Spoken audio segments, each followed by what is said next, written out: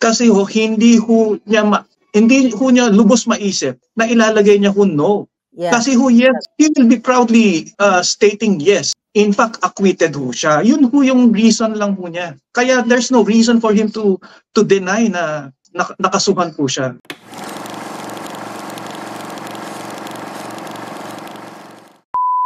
Patuloy pa rin akong masama ang feeling sa nangyaring injustice kay Agent Morales. Kaya naman po may nabuti nating kausapin or kontakin ang kanyang tumayong abogado doon sa loob ng Senado. Ito na po si Attorney Vincent Badong. Sir, magandang araw po. Kamusta po kayo? Magandang araw din po. Minarapat ko humarap po sa inyo ngayon as advised by Agent Morales na rin po.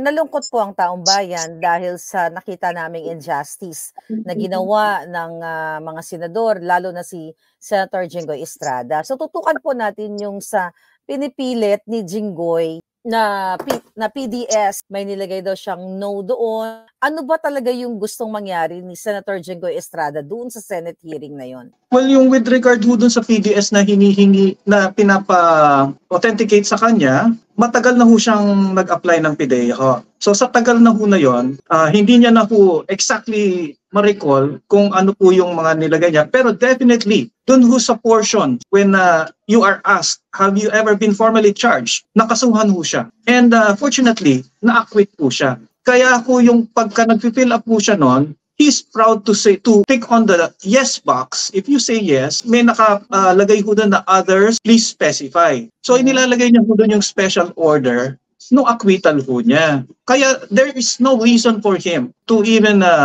say no na hindi ho siya na-charge. Kasi meron ho siya pero he was acquitted. And to date, wala pa po siyang conviction kahit na anong kaso po. Kahit na nilagay niyang no, ibig sabihin, okay pa rin. Tama ba ang pagkaintindi ko? Hindi po kasi. Kung no ho kasi, hindi ho naman ho kasi because he was formally charged. Kaya dapat, yes yun, at nakalagay doon yung special order number. Ramdam kami, malayo kami, nasa labas kami, nasa social media po kami, nanonood kami. Ano yung feeling nyo? Kasi ang nakikita po ng taong bayan talagang binubuli ni Jinggoy Estrada, si Agent Morales, at talagang tumatawa pa siya, insulting laugh. So ano yung feeling ninyo during that time na ginagano ng isang senador ang inyong kliyente na si Agent Morales? Ang nasabi ko lang po naman sana i-treat yung client ko. Kasi unfair treatment po talaga yung nakita namin. Actually, nakakadurog ng puso.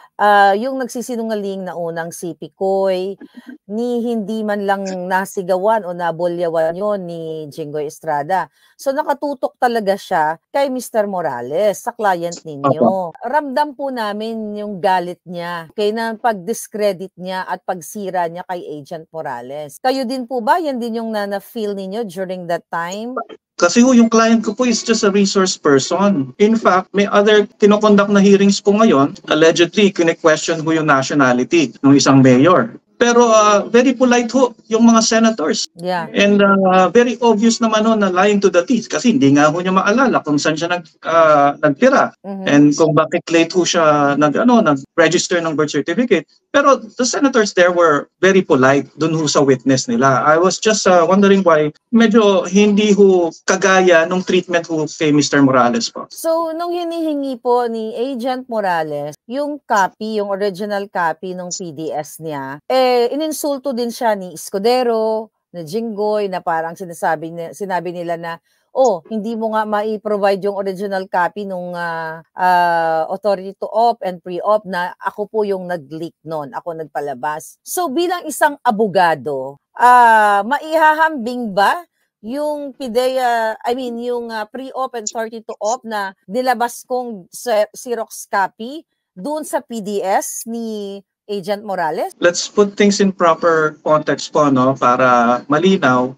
Unang-una ho, yung leak PIDEA documents ho na yan, hindi ho galing sa client ko po yan. Na-leak ho yan, doon ho nagsimula ang problem niya. The reason why he's being asked to testify is based on his knowledge kung ano po ba yung pangyayari doon sa likod ng document na yon. And the only one who can authenticate such document, yung umikot na yan na document na po na yan, si Mr. Morales because siya po mismo ang gumawa niyan. So yun lang po ang ano niya, inauthenticate niya lang po kasi yun po ang ginawa niya. Pero kung sa pagkalat ho, wala po siyang, he doesn't have any motive para pakalating mo yan dahil dyan po naggumulo ang buhay po niya. Dyan sa documents po na yan.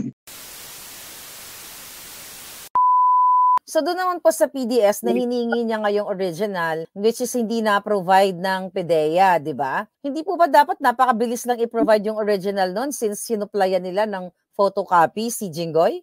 The good thing about it po, ma'am, is hindi pa ho naman ho tapos yung hearings, no? Suspended pa lang naman ho. Sa next hearing, yung original documents should be provided sa Senate kasi ang allegation po nila is chinek niya ho yung no. When in fact, he knows for a fact na yes ho yan dahil nga may kaso ho siya nung panahon na yun at acquitted po siya. So wala akong problema yun pagka sa application ho ng government since acquitted po siya. Hindi pa naman siya convicted katulad ni Jinggoy Estrada. Pag mga ganyan ba na kinokontempt ang isang resource person, hindi naman dapat i-contempt dahil lamang sa personal o galit ng isang senador. Ano usually ang pwedeng remedy yan ng isang resource person? Pwede ba niyang balikan or kasuhan ng senador na nag-contempt sa kanya ng mali or hindi bias or injustice? Mag-motion po tayo, no? Pero as it is, Senate has its own rules. Hindi ho yan parang regular court. Iba ho ang Senate. Hindi ho yan na pwede sana kami mag-cross-examine dun sa ibang resource speakers po. Pero hindi ko kasi ganun ang Senate. We take it as it is and then we just try to find yung legal remedies para ho kay Mr. Morales. Ayan po, sana wag ho tayong mapagod. Sumuporta kay Agent Morales kasi si Agent Morales matapang ho na tao yan. Pero nanggagaling din ho yung tapang yan. So suporta ho nyo.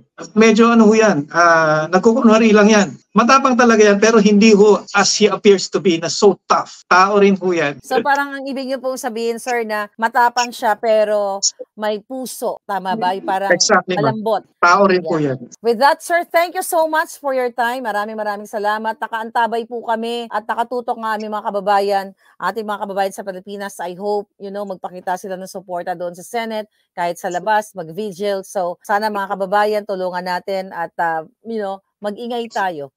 Iparinig natin yung ating boses. Sir, Attorney Vincent Badong, maraming salamat po. Maraming salamat po.